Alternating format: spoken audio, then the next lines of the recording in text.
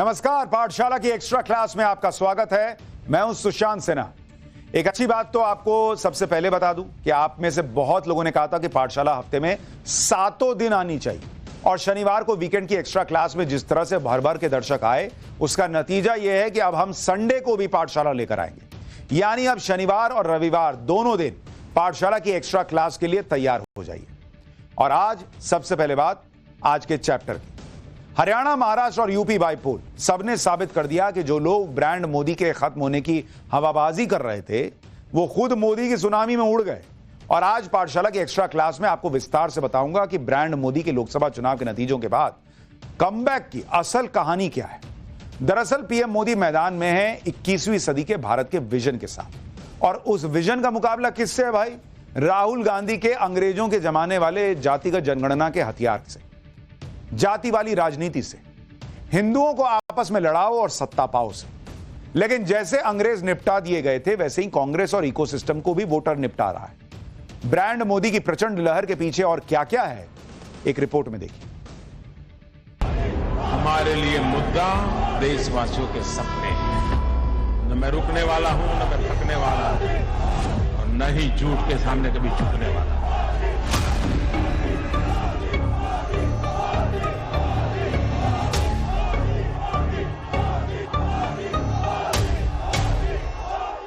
जैसे ही मैंने ये देश के एक्सरे की बात की, वो नरेंद्र मोदी कांपने लग गया। जैसे ही मेरे, उसकी आदत है, जैसे उसको डर लगता है ना, वो झूठ बोलना शुरू कर देता है।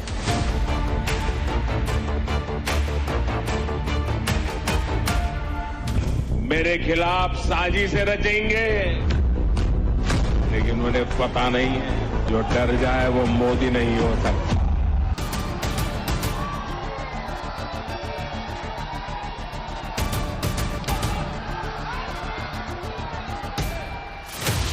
इसी कालखंड में आपातकाल जैसा समय भी आया, और हमारे संविधान ने लोकतंत्र के सामने आई इस चुनौती का भी सामना किया।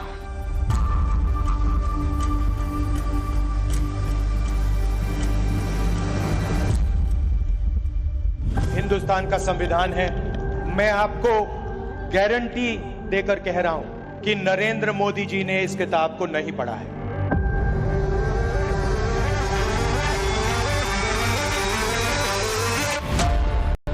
खूब तराशा एक लफ्ज को संगे मरमर की तरह, फिर भी हाय वो हर दौर में बेताज ही रहे।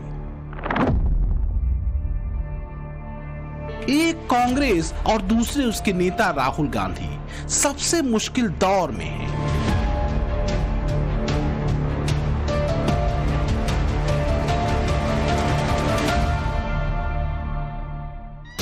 हर बार बदलाव के दावे के साथ कांग्रेस और उसके नेता मैदान में उतरते हैं, नए दावों को आसमान में तानते हैं, और फिर क्या होता है ये सब जानते हैं।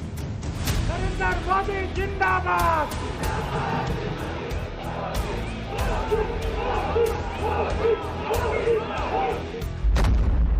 10 साल बीत गए कांग्रेस को एक ही राग अलापते, लेकिन गांधी परिवार का सत्ता वनवास नहीं कटा। बीते 10 सालों में कांग्रेस, गांधी परिवार और उसकी विरासत को संभालने वाले किरदार छटपटाते रहे, और ब्रांड मोदी हर चुनाव के बाद और दमकता रहा। इस बार भी महाराष्ट्र में मोदी की महासुनामी चली। इससे पहले हरियाणा में ब्रांड मोदी पर मुहर लगी, और केंद्र में तीसरी बार मोदी की ही सरकार बनी। नरेंद्र मोदी जिंदाबाद।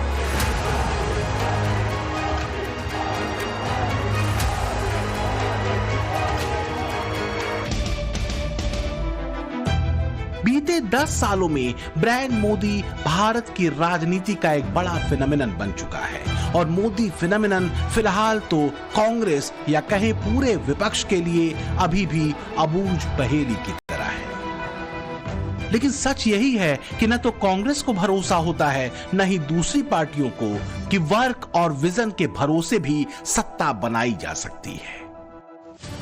ब्रांड मोदी के असरदार रहने की वजह है उनकी राजनीति का शट दर्शन, जिसमें पहला दर्शन है सिर्फ काम बिना विश्राम। दूसरा दर्शन है गवर्नेंस पर फोकस। तीसरा दर्शन है आगे के लक्ष्य की बात यानी देश के भविष्य के ब्लूप्रिंट पर काम।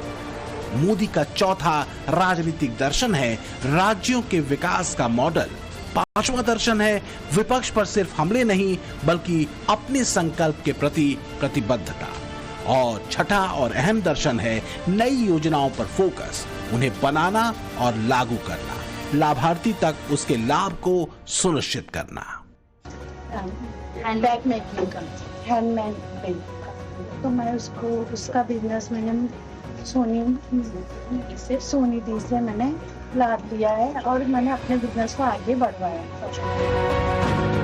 ये जो सिंधा जी योजना लाई इससे क्या लाभ? हाँ जी, लाडली बहन का भी हमने बहुत फायदा लिया है। आपकी सारी घर की बहनें सब उनको अंधेरी पूर्व में सर हमारा 12,000 महिलाओं का संगठन है जहाँ पे हमने सभी का फॉर्म करके उसका लाभ दिया है। तो मिल गया पैसा? हाँ जी सर, 3 हफ्ते हो गए। खुश है? Yes yes.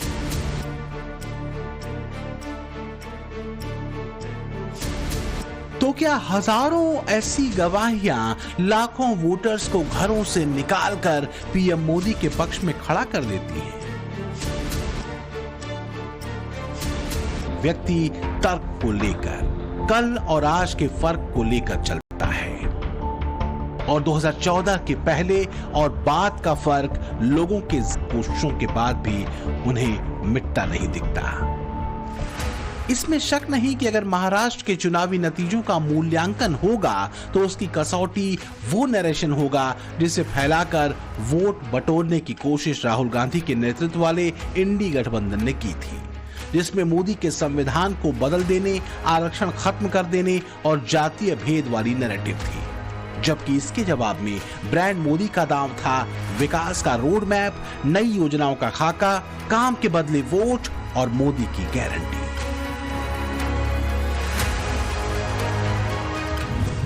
हरियाणा के बाद महाराष्ट्र के चुनाव का भी सबसे बड़ा संदेश है एकजुटता। एक है तो ये आज देश का महामंत्र बन चुका है। कांग्रेस और उसके इकोसिस्टम, उन्होंने सोचा था कि संविधान के नाम पर झूठ बोलकर, आरक्षण के नाम पर झूठ बोलकर एससी, एसटी, ओबीसी को छोटे छोटे समूह में बांट देंगे। वो सोचते थे सब बिखर जाएंगे। कांग्रेस और उसके साथियों की साजिश को महाराष्ट्र ने सिरे से खारिज कर दिया है। सच कड़वा होता है, लेकिन कड़वा सच कांग्रेस की लगता है नियति बन चुका है, जिसे हर बार कांग्रेस नकार तो देती है, लेकिन हर चुनाव के बाद ये कड़वा सच फिर उसके सामने आ खड़ा होता है। महाराष्ट्र के चुनावों को ही देख लें। 80 के दशक में कांग्रेस का स्ट्राइक रेट महाराष्ट्र में 50% का था, जो 2019 में 30% पर पहुंच गया और 2024 में करीब 16% तक आ पहुंचा है। जबकि कांग्रेस की तुलना में मोदी की लीडरशिप वाली बीजेपी का स्ट्राइक रेट 2019 में 64% था, जो साल 2024 में बढ़कर 89% पर पहुंच गया। इंडी गठबंधन ने महाराष्ट्र में जो हवा बनाई उसका बेस तैयार हुआ था लोकसभा इलेक्शन में। महायुति को सिर्फ 17 सीट आई थी, महाविकास अघाड़ी को 30। बस यहीं से इन लोगों ने मन में मान लिया कि मोदी तो कमबैक कर नहीं पाएंगे। यहीं इनसे गलती हो गई। मोदी एंड टीम ने चुपचाप जमीन पर काम करना कब शुरू कर दिया, किसी को भनक तक नहीं लगी। सोशल मीडिया की हवाबाजी से दूर ऊपर से लोकसभा में आरक्षण मोदी खत्म कर देंगे का जो झूठा नैरेटिव फैलाया गया था, वो भी अब दम तोड़ चुका था, क्योंकि पब्लिक को समझ में आ गया कि भाई ये लोग तो झूठ फैला रहे थे। और इसलिए सवाल यह भी है कि क्या महाराष्ट्र में पब्लिक ने इसी धोखे की सजा राहुल गांधी की कांग्रेस को दी क्या? बीजेपी देश में नफरत फैला रही है, हिंसा फैला रही है, एक जात को दूसरी जात से, एक धर्म को दूसरे धर्म से लड़ा रही है। जाति, धर्म, भाषा और क्षेत्र के नाम पर लड़ाने वालों को सबक सिखाया है, सजा की है। लेकिन कांग्रेस दुर्भाग्य से सही वजहों पर माथापच्ची करने के बजाय हार के बहाने खोजने में अटकी हुई है। और कहीं कहीं ये बहाने कमाल के विरोधाभासी जुगलबंदी में उलझे दिखते हैं, जैसे महाराष्ट्र की हार और झारखंड में हेमंत सोरेन की जीत को लेकर ऐसे विश्लेषण।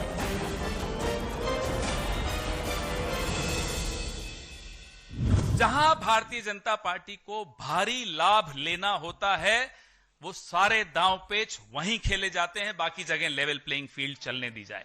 जहां लेवल प्लेइंग फील्ड होती है, वहां के नतीजे आपके सामने हैं।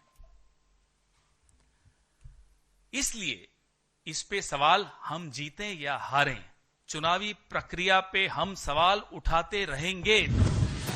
ऐसा लगता है कि जैसे दोष इसमें कांग्रेस का भी नहीं है। क्या करें, कांग्रेस सब तो आजमा कर देख चुकी है, लेकिन कांग्रेस और उसके लीडर की कुंडली में मोदी इफेक्ट ऐसा है कि वो जितना आग उगलते हैं, ब्रांड मोदी उतना ही ज्यादा उभर कर सामने आता है।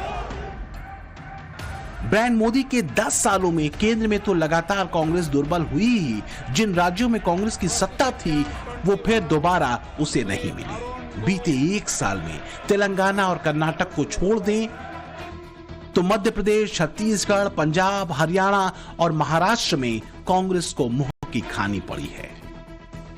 झारखंड और उससे पहले जम्मू कश्मीर में जीत का दावा करके राहुल गांधी भले अपनी पीठ थपथपाते हों, लेकिन सच यही है कि दोनों ही स्टेट में कांग्रेस रीजनल पार्टियों के भरोसे है।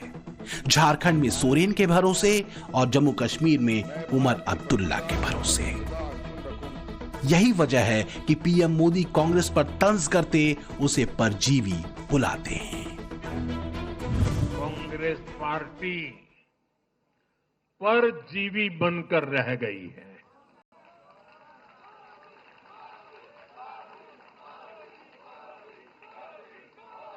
कांग्रेस पार्टी के लिए अब अपने दम पर सरकार बनाना लगातार मुश्किल हो रहा है।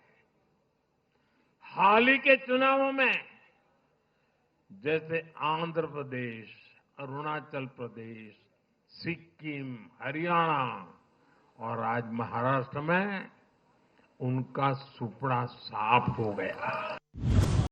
देश की राजनीति में 2014 से शुरू हुआ मोदी फिनोमेनन लाख जतन करने के बाद भी कांग्रेस के लिए अनस्टॉपेबल बन चुका है। मोदी इफेक्ट देश के नक्शे पर कुछ इस तरह दिखता है कि उत्तर प्रदेश, मध्य प्रदेश, छत्तीसगढ़, बिहार, ओडिशा, हरियाणा, राजस्थान, गुजरात, महाराष्ट्र, गोवा और आंध्र प्रदेश और इसके अलावा सिक्किम, अरुणाचल प्रदेश, असम, मेघालय, नागालैंड, मणिपुर और त्रिपुरा में भी एनडीए गठबंधन की सरकारें दिखती हैं। पीएम मोदी के नेतृत्व में 2014 से लगातार बीजेपी शासित राज्यों की संख्या बढ़ रही है। तो आखिर कुछ तो वजह होगी कि ब्रांड मोदी कथित मोहब्बत की दुकान से भर भर कर बेचे गए नफरती सामान के बावजूद अपनी जगह बनाए हुए हैं। तो अगर देश के नक्शे पर बदलाव के बिंदु चौतरफा दिखते हैं तो इसके पीछे सबसे अहम रहा है 2014 के बाद से हर भारतीय का देश और खुद को लेकर बदला हुआ दृष्टिकोण। बीते 10 वर्षों में मोदी के नए भारत के मंत्र ने भारतीय मानस के भीतर सिद्धि पाई है। अब देश का अटूट विश्वास अगर अनबीटेबल है तो इसकी एक बड़ी वजह है मोदी की प्रतिबद्धता और उनके संकल्प पर देश का भरोसा। देश का वो ट्रांसफर भारतीय मानस की उदासीनता 2014 के बाद नई सकारात्मकता की ऊर्जा में बदली। धीमे विकास ने तेज रफ्तार पकड़ी और 2014 से पहले जो अर्थव्यवस्था 11वें नंबर पर हुआ करती थी और तत्कालीन कांग्रेस सरकार अपनी पीठ थपथपाती थी, वो अर्थव्यवस्था दुनिया की आज 5वीं बड़ी अर्थव्यवस्था बन चुकी है। The fact that India's economy, in terms of the size of its GDP, is the 11th largest in the world. There are great things in store. There is a well-argued view that in the next 3 decades, India's nominal GDP will take the country to the 3rd rank after the US and China. यानी 2014 में 11 number पहुंचने पर क्या गौरवगान होता था। आज 5 पर पहुंच गए और आपको क्या हो गया। उस समय ये ब्रह्मांड के बड़े अर्थशास्त्री कह रहे थे कि तीसरे नंबर पर 30 साल में हम पहुंच जाएंगे। 30 साल। और फिर कहा था ये मेरा विजन। और विजन क्या देखते हैं 2044 यानी 2044 तक तीसरी अर्थव्यवस्था की बात। ये इनकी सोच 30 साल का इंतजार करने के लिए मेरे देश की युवा पीढ़ी को कह कर गए थे। लेकिन हम आज आपके सामने विश्वास से खड़े हैं, इस पवित्र सदन में खड़े हैं और मैं आपको विश्वास दिलाता हूं कि 30 साल हम नहीं लगने देंगे। तो क्या यही वजह है कि इंडी गठबंधन के तमाम नेगेटिव और भ्रम फैलाने वाले नैरेटिव ब्रांड मोदी के आगे बेअसर दिखते हैं? एक्सपर्ट कहते हैं कि मोदी फिनोमिनन को अभी कांग्रेस समझ नहीं सकी है, क्योंकि अगर समझ लेती तो कम से कम कुछ तो बराबरी का खेल होता। एक बात समझिए कि कांग्रेस के सामने सबसे बड़ी चुनौती नरेंद्र मोदी नहीं है। कांग्रेस के सामने सबसे बड़ी चुनौती खुद राहुल गांधी है। 2004 में पहली बार नेहरू परिवार की सेफ सीट अमेठी से उन्हें मैदान में उतारा गया, वो सांसद बन गए। कांग्रेस के भीतर ये मन बन गया उन लोगों का कि आज नहीं तो कल देश के प्रधानमंत्री राहुल गांधी तो बनेंगे ही, क्योंकि वो नेहरू गांधी परिवार से आते हैं। 2009 से 2019 के बीच राहुल गांधी को जब भी मौका मिला वो ये जताने से नहीं चूके कि वो सरकार से भी ऊपर है। आपको याद ही होगा 2013 में कांग्रेस उपाध्यक्ष रहते हुए राहुल गांधी ने अपनी सरकार के अध्यादेश की कॉपी फाड़ दी थी सार्वजनिक तौर पर, और प्रधानमंत्री मनमोहन सिंह और अपनी पार्टी की किरकिरी कराई थी। लेकिन सवाल यह है कि तब से लेकर अब तक क्या राहुल गांधी एक नेता के तौर पर कुछ कर पाए हैं? जब देखिए जहां देखिए हार जाते हैं। ऐसे में मोदी से भिड़ने का उनका दावा सिर्फ सपना भर ही दिखता है।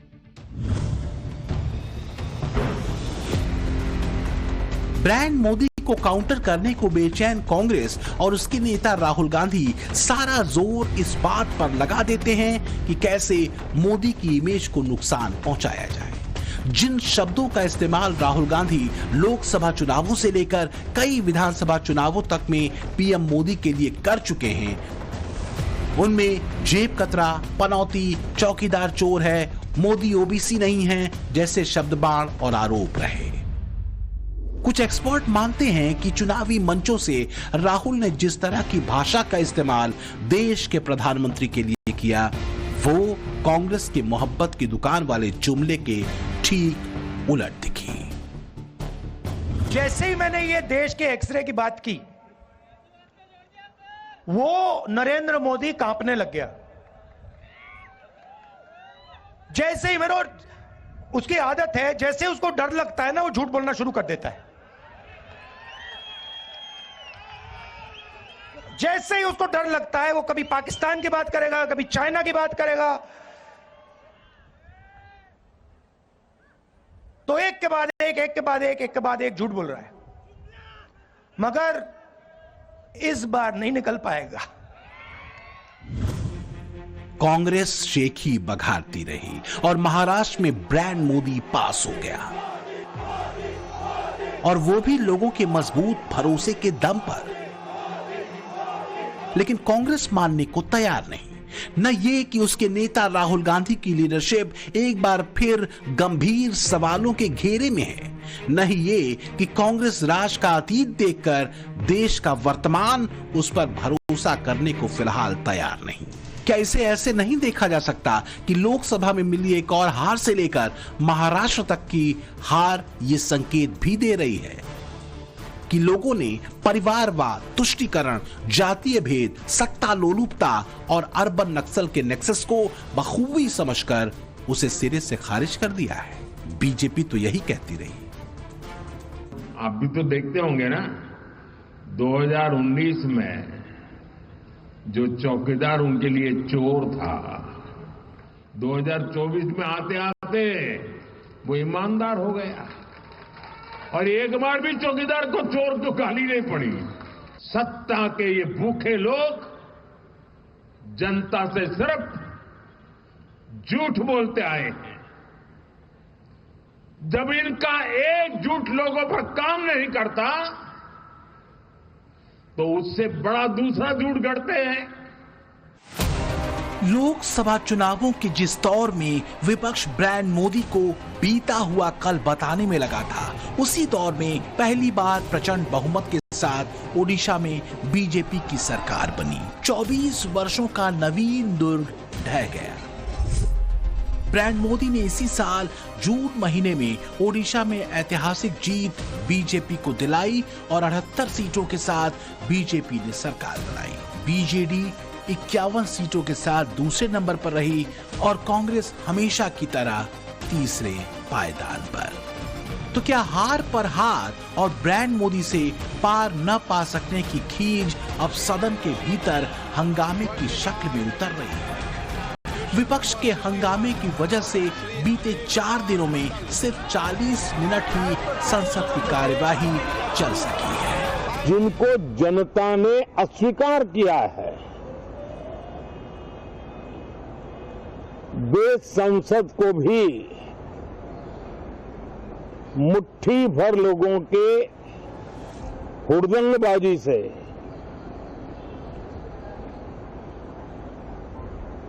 कंट्रोल करने का लगातार प्रयास कर रहे हैं।